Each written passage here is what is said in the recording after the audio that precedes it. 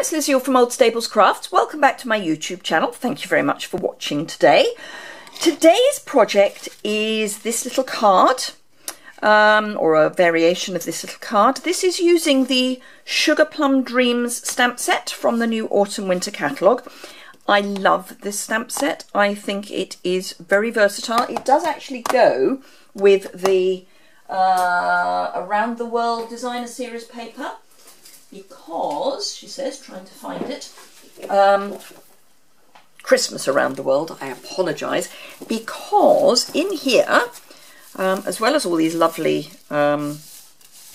different ways of saying Happy New Year and Happy Christmas, we have got, we've got all sorts of little icons, including koalas and kiwis. So we are covering most of our regions. We've got these lovely nutcrackers from the Nutcracker Suite, obviously. Food, yum yum yum. And oh, I should say, if you don't notice, the backs are not specifically Christmas. So if you do get this and you have some left over after Christmas, but why you would, I do not know, you can use it for other projects, so that's useful to know. So a couple of plaids, I say food, snowflakes, which I accept are kind of wintry, but other than that, and lots of lovely things like phone boxes and letter boxes from around the world, snowmen, bicycles, all sorts of things, and then some oh, what's the word I'm looking for? Like candy cane, but circles, and then wreaths. Now these do work with a set of dies, which I don't have. But yeah, so this stamp set goes with this paper. It's not part of the same technical suite, but it does still go, because you've got the Nutcracker and the King Rat and the Sugarplum Fairy, as well as Christmas Tree, etc, etc. And the sentiment's lovely. So, wishing you a wonderful season. Magical moments and Sugarplum dreams bring sparkle and wonder to everyday things. So, lovely, and some stars and a bow. So, yeah, and it's red rubber. So, I've got it on the clear mount. But, and this is the big but for me, certainly as far as the Sugarplum Fairy is concerned, great for little girls' cards. And this one I've actually poofed up a bit, which we will go through how I've done that. So this was in Pink Pirouette, because it seemed reasonable to do a ballet card in something that had a pirouette. I'm going to do the next one in So Saffron. So I have already pre-stamped the image because I'm using basic grey, but I will stamp it again just so that you can see how I do that. Basic grey, that's not basic grey, that's smoky slate, which I do need, just not for this bit. So the archival inks, I always recommend that once you've stamped, you leave them to dry for a bit, because they do take a little while to dry, particularly if you're going to do some colouring, because they can smudge otherwise.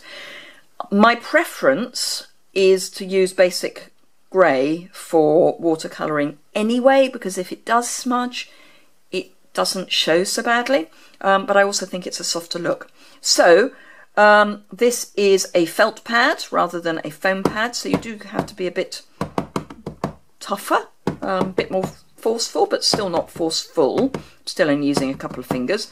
So light tapping, twist, make sure it's well inked, and then just, oh, I've got some interesting, probably cat hair on that, so we'll get rid of that in case it stamps. And then just, and again, hold it down for a count of, I don't know, 3, 5, something like that, and there you are. And you can see actually that this is quite a bit darker than the one I stamped before, because this is still a bit wet. So I'm just going to clean this, because archival ink will stain your red rubber a bit if you don't clean it straight away. So I've got that reasonably clean. It will stain your photopolymer full stop. although obviously the sooner you clean it, the less staining you will have, but just accept that photopolymer will stain. It's still perfectly fine to use. You could still use the lighter colours on with it, but it will be stained. So there we go. Right, so that's the one I'm going to put to one side, and now I'm going to watercolour this one. I've already watercoloured a skirt because we are going to poof that up. So I'm going to bring in Smoky Slate, Powder Pink, which is one of the new in colours, and So Saffron.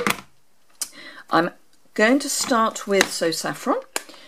Used to be indecisive and all that. I've already squeezed, but I'll show you how to do this again, ink into the lid. So just open the first click of your pad, squeeze gently, and then you get a nice pool of ink in your lid. Blender pen, and I'm just going to bring in a scrap of Whisper White to use as a cleaner, just to make sure that everything is clean. How far out can I go? Yes, good, right. So the skirt I'm going to layer up, so I'm not too worried about how beautifully I colour that, but I will make sure that it is coloured particularly around the edge, just so that when it's poofed up it's delicate. What I did on the first layer though was actually add extra colour in the creases, just to add a bit more dimension, so you do get shades.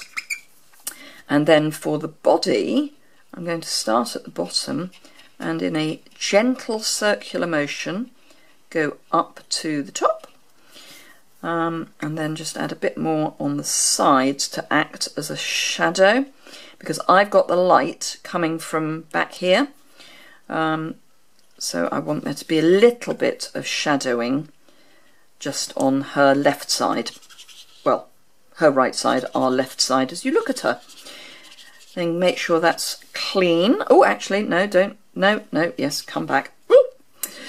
I will be coming back to do her ballet shoes, so I'll leave that there for the moment. Right, powder pink.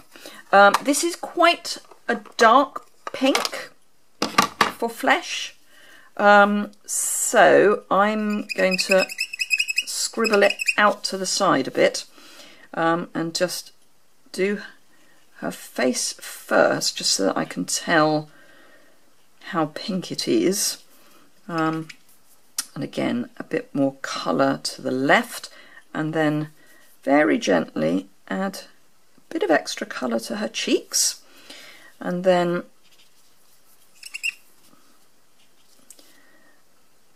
there'll be shadow there under her chin, so again we can start there, and that helps fade things out a bit. And again, just bring everything down so that it fades out from her arms out to her hands. And then, not so I'm a ballet dancer, because I'm not, but I do remember from my days of ballet a long time ago that we had these interesting pink tights as well, so we're going to have pink on her tights. You could leave them white if you wanted, but I think for added interest it's better to have them coloured. And again, just add a bit extra there.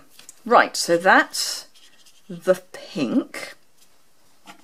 Yep, don't need that anymore. Now you could, if you've got the Stampin' Right markers rather than the ink pads, you could scribble the marker onto an acrylic block and pick the colour up from that.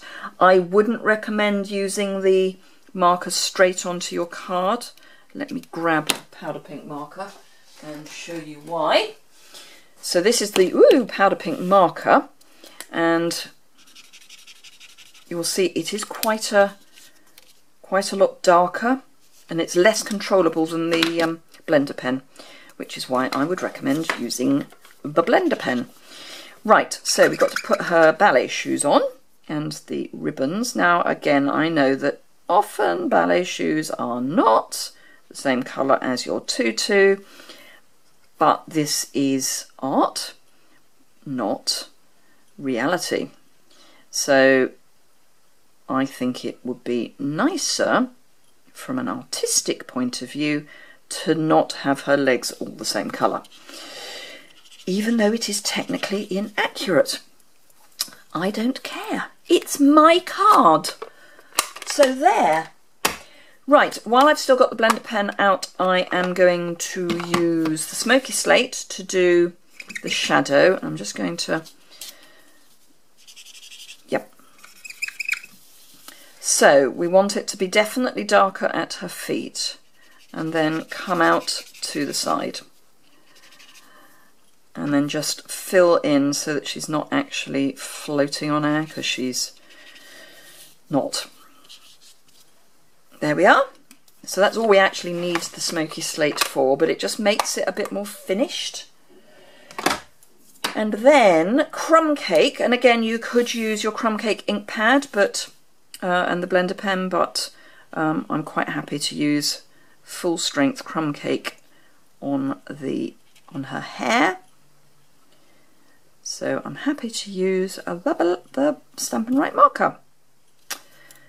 There we go. Right, now that's all going to dry a bit whilst I add this, for which I need my silicone mat and some little teeny weeny bits of dimensionals, and I really wanted, but I've buried them. If you could see what my desk looks like when I've been filming, it's frightening, frankly. Oh, there we are. I like the thickness of the mini dimensionals at the edge, because I want two little slithers, but I want them to be longish slithers. So I'm just going to cut two of those. But first, I'm going to grab my fast fuse and make sure that it is where I need it to be. And I'm just adding a tiny bit to the very top of her skirt, because I want this to actually be layered, and I will show you what I mean by that in a moment.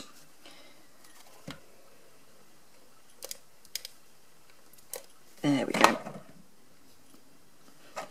And then I'm going to grab my piercing tool and sneeze. Excuse me! Don't know where... Excuse me! Don't know where they came from. But better out than in, as they say. So I'm picking up my slithers, and I'm just going to run one across the bottom on that side, and then take the little bit of paper off. And my next one on this side. And the paper's already off that one, so that's all right. And then I'm going to pick this up. I don't need my silicone mat anymore. And add this on top. So I'm trying to do this so you can see it and I can see it too. I'm just going to line up where the V of her skirt is. And then hold that. That's where the fast fuse is, so you want to really push that down, so that you know that it has fused, I mean. And then I don't know, can you see? Can you see? Yes, you can. See, it's just lifting off, which just makes it look a bit more tutu-ish. And then everything's better with a bit of glimmer. So take our Wink of Stella and just add some Wink of Stella to her crown. And her earrings, and her dress, tutu. And I'm just making sure that I'm doing it in a kind of stroke, so that if there are any gaps, you could just scribble over it, but, and then a bit more at the top, because I think that's probably jewel encrusted. And then, I'm looking for something I can't see, just for a change. Okay, I will use these. So I'm going to bring in a pair of big scissors and just do a bit of, let's add a bit of sparkle to the card. And I find it, having something definitely hard to tap against does make it flick out nicely. And then I'm going to mount everything in reverse order because that needs to dry a bit. So bring in my card base, and I'm just using a basic Whisper White, thick Whisper White card base, and my bone folder. Let's give that a double whammy. Piece of So Saffron, which I'm going to mount with dimensionals. I'm just doing 6, so 1 in each corner and 1 down the middle, and then 2 more, so 8 in total in the centre. Now you could do this, in fact you're probably better doing this in an opposite orders, but you need to wait until your Wink of Stella on your card is dry. So under normal circumstances I would put the card onto the base first, but because I've made it in a slightly odd order, I'm not, because it's my card, so I'm doing it in a cack-handed strange fashion. Then line that up. See, the whole point was to try and avoid getting Wink of Stella on my card base, but of course because I've laid it on my mat, which has got Wink of Stella on it, it's covered in Wink of Stella. But there we go. Favourite Tombow glue, which is even more of a favourite when it's working, which it is now, and just run some on the card base. Don't need a huge amount, and then just pop this down. Now all the measurements will be on my blog, the link for which is below, so no need to worry about those. Oh, those pretty for a little girl, they're just so cute. So yes, so all the measurements are linked below. The products I've used will be linked below. I really appreciate your custom, so if you can shop with me, I would be very, very grateful. You will always get a thank you card and a little gift occasionally, and if you use the Hostess Code, then you get a share of the Hostess rewards, so that's always good stuff to know. And the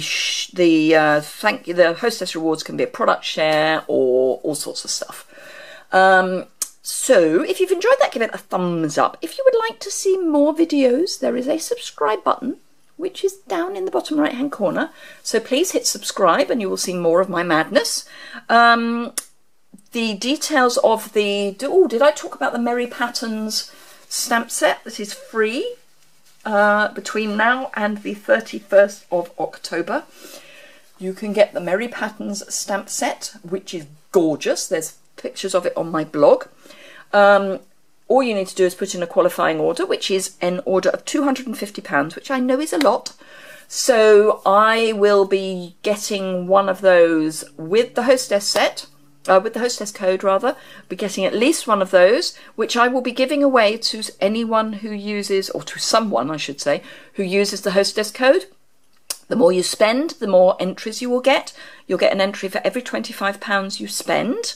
If you spend over £150 or £150 or more, I would still love your custom, but you get to be your own hostess, so unfortunately you can't be entered in that draw.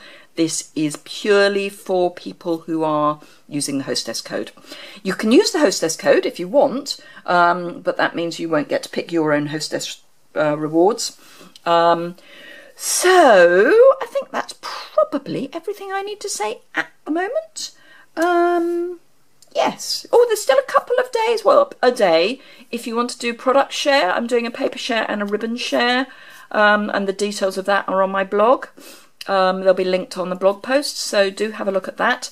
But this weekend is the last time for taking orders and payments for that, so that I can get everything ordered and out. So, yeah. Thank you very much again for joining me, and I will see you again soon.